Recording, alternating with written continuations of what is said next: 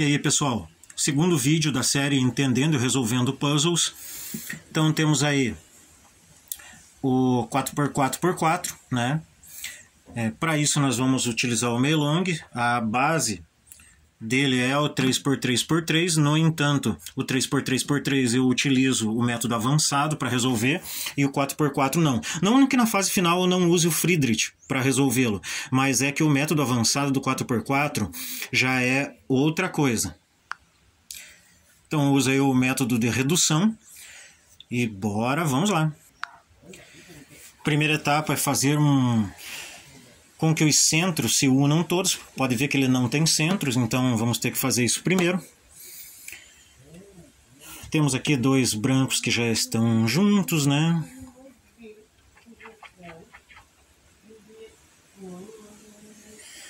Então é o seguinte, tem várias maneiras de se fazer isso, tá?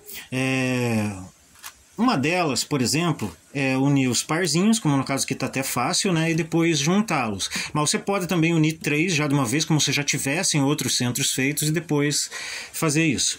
Do lado oposto será o amarelo. Então, unir essas duas, retorno para consertar o branco que eu acabei estragando. E aqui é aquilo que eu falei, olha, eu posso facilmente orientar esses dois aqui, como esse aqui vai terminar ali, eu posso colocar essa peça aqui e depois colocar a outra direto lá, como eu posso também, se eu quiser, já colocar ela direto aqui em cima, ó, colocar 3 e daí usar o terceiro para ir pegar a outra lá. Tanto faz.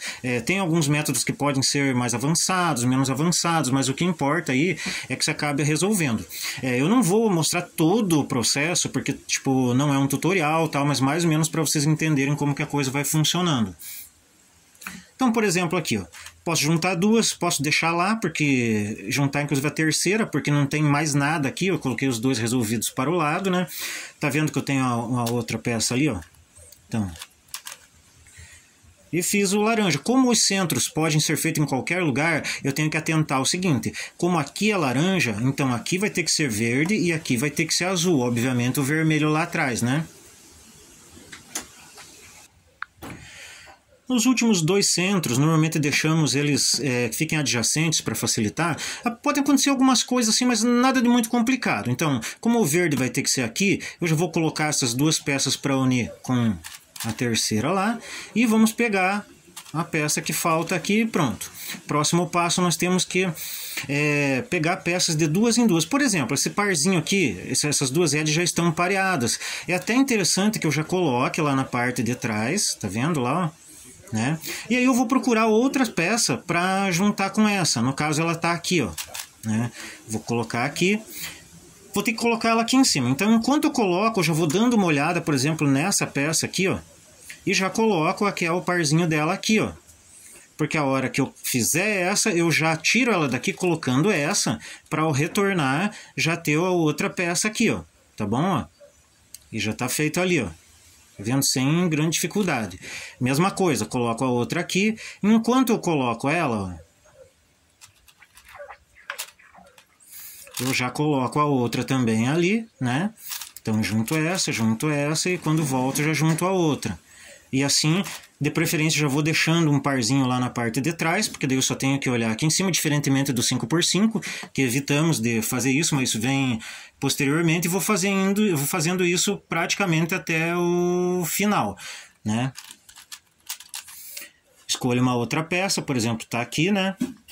Então, coloco ali, automaticamente eu já vou dando uma olhada, né, na outra que está ali, e quando coloco ela, já vou colocando a outra aqui também, já vejo a outra que está ali, já vou marcando a peça que está aqui, entendeu?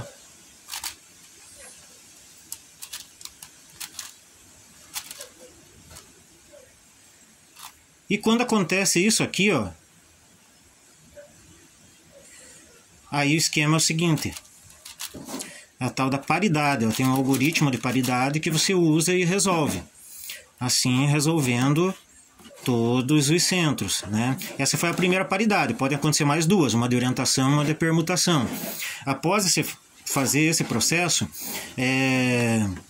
nós vamos montar praticamente como se fosse um cubo convencional 3x3. Ele virou um 3x3 com algumas peças bem grandes, vamos dizer assim, né? Então a gente vai montando, olha.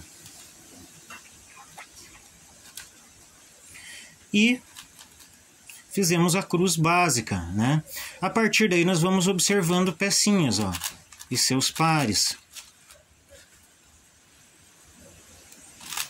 Tá meio ruim porque eu tô olhando pela câmera, então não liguem aí que tá meio ruim o looking ahead. Ó.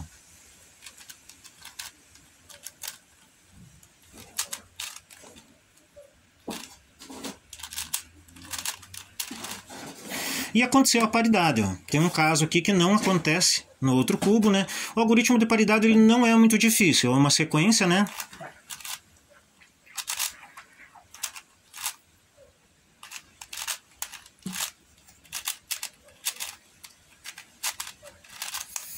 Resolvida a paridade, né, da orientação. Aqui é o seguinte. Temos aí a PLL, né?